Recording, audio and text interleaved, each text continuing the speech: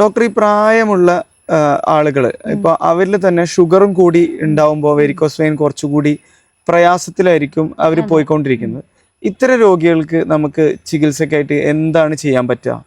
നേരത്തെ ചികിത്സിക്കുക എന്നുള്ളതാണ് പ്രധാനമായിട്ട് ചെയ്യേണ്ടത്. നമ്മൾ തുടക്കത്തിൽ തന്നെ അതായത് അവഗണന വെരിക്കോസിന് ഏറ്റവും കൂടുതൽ കിട്ടുന്ന ഒരു കാര്യമാണ്. കാരണം ചെറിയ ചെറിയ രീതിയിൽ വെരിക്കോസ് സ്റ്റാർട്ട് ചെയ്യുമ്പോൾ അത് അവഗണിക്കുകയാണ് സാധാരണ ചെയ്യുക. ഇതിന്റെ സിംറ്റംസ് തുടർച്ചയായിട്ടുള്ള കാല് കടച്ചിലുകൾ, ഒരുപാട് സമയം നിൽക്കുമ്പോഴുള്ള വേദനകൾ, ചൊറിച്ചിലുകൾ, കാലിന് ഭാരം തോന്നുക, ഇത്തരത്തിലുള്ള സിംറ്റംസ് വരിക.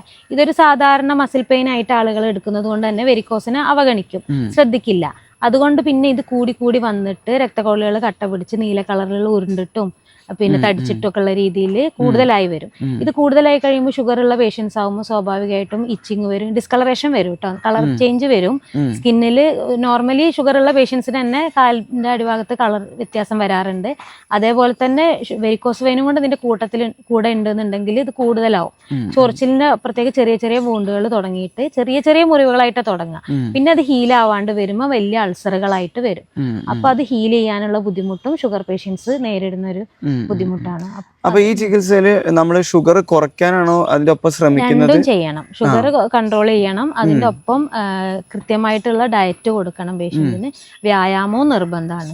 ഷുഗർ കൺട്രോൾ ചെയ്യാനും അത് ഹെൽപ്പ് ചെയ്യും, വെരിക്കോസിന്റെ ബുദ്ധിമുട്ടുകൾ കുറയ്ക്കാനും ഹെൽപ്പ്. അതിന്റെ ഒപ്പം തന്നെ ചികിത്സാ രീതിയോടെ ഒപ്പം പോകുന്നുണ്ടെങ്കിൽ നല്ല രീതിയിൽ കൺട്രോൾ ചെയ്യാൻ പറ്റും.